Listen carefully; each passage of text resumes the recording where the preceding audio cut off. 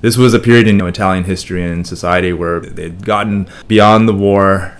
People were starting to build their lives back up. People were aspiring to affluence and ready and willing to embrace the middle-class, comfortable bourgeois existence. Right. And you see a lot of that in this film, just all the window displays of goods to buy and consumer products, and Yes, somewhat oppressive, although at the same time, as far as a critique, I don't really think Olmi is much of a critiquer. I think he's an observer, and I think he has a romantic view of the world and does believe that people connect, in a sense, amongst all the, let's say, detritus.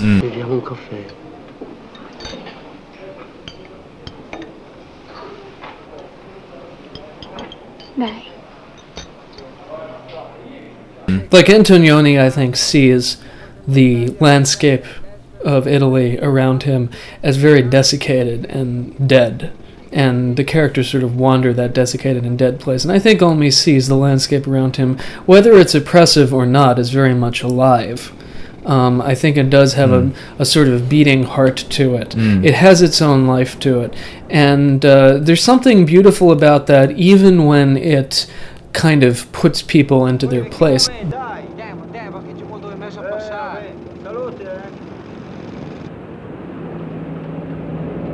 The characters do in here, although ultimately in El Posto they do lose each other, and not really through anyone's fault, other than it just ends up that way because the girl happens to work in a different office, and so as a result they don't really have anything to do with each other. That kind of suggests that this, the system really is omnipotent. Like, the system is what brought them together in the first place, and the system can just as easily separate them. His own individual free will, or his own ability to make his romantic dreams come true, is severely limited by what the system allows him to do.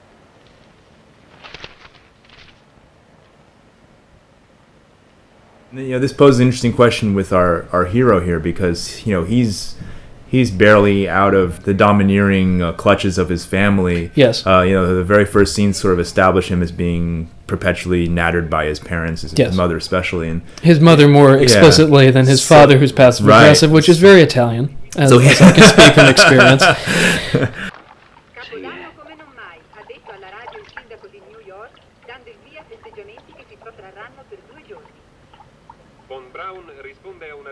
So his eyes are just, for the first time, really being open to what the world has to offer outside his home, and giving him his first job and his first love.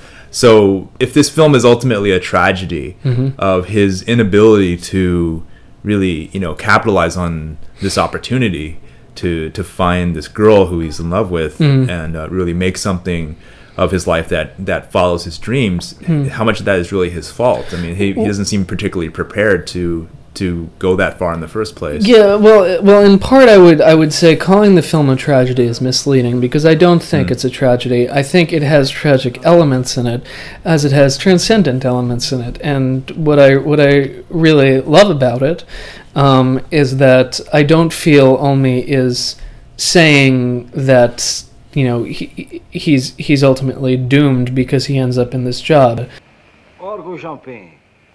Hai tutta l'aria di un generale. We're given an insight into these co-workers' lives before he even really meets them. Right. I think that there's a real humanity to that, and that you sort of understand through these vignettes who these people are, why they'd come to that, and how they are themselves. Right. Even within this system, we all do live in systems. We all do live in systems of work. As much as we may try to fight against that, and as much as we should try and push against that to achieve some kind of balance. And so the last thing is, here he is in this new job with the man sort of like reeling out the paper on the roll and everything, and that's sort of the accompanying sound at the end and stuff.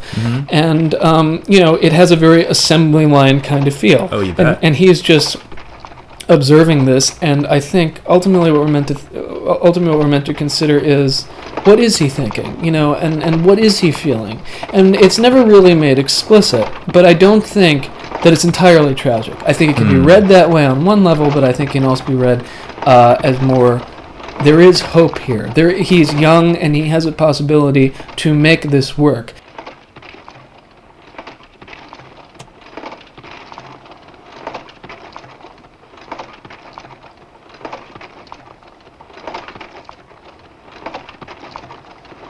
I don't know if I'm entirely persuaded that the ending is not tragic. I think the sound of the mimeograph at the end kind of seals it for me. That it has this numbing quality for the character. And I feel like that's the sound that he's going to hear for the rest of his life, so long as he lives in this job. And just hearing that sound, you just feel mentally pummeled. Like your thoughts don't even have room to grow and breathe inside of you because of this environmental suffocation that's occurring.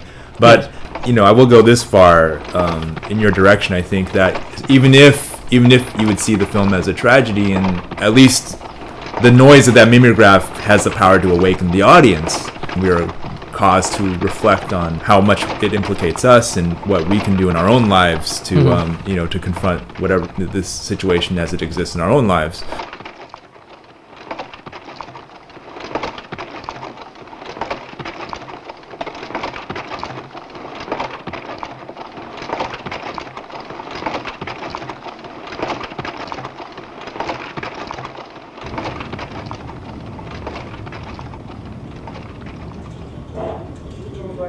Hey, buddy, how you doing?